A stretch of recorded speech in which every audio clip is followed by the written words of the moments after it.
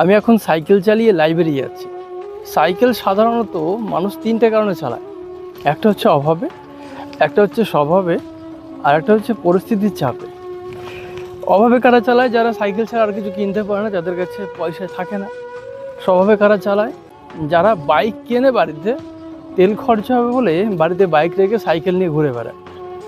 পরিস্থিতির চাপে কেউ শরীর ভালো রাখার জন্য, বা বাইক আছে হয়তো হঠাৎ করে খারাপ হয়েছে বা কেউ নিয়ে গেছে।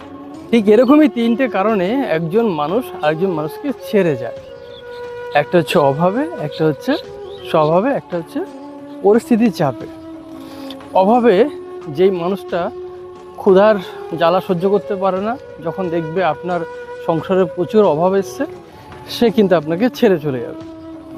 স্বভাবে তার শারীরিক চাহিদা, তার মনের চাহিদা, তার টাকা পয়সা সোনা দানা এইসব যে চাহিদা, সেগুলো যখন আপনি মেটাতে পারবেন না, তখন সে আপনাকে ছেড়ে চলে যাবে, যেটা সবচেয়ে বেশি হয় স্বভাব।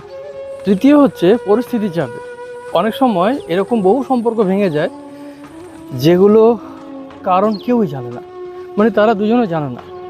পরিস্থিতির শিকার, কী থেকে যে কী হয়েছে সেটা তারা নিজেরাও বুঝতে পারে না, তারা পরিস্থিতির শিকার হয়।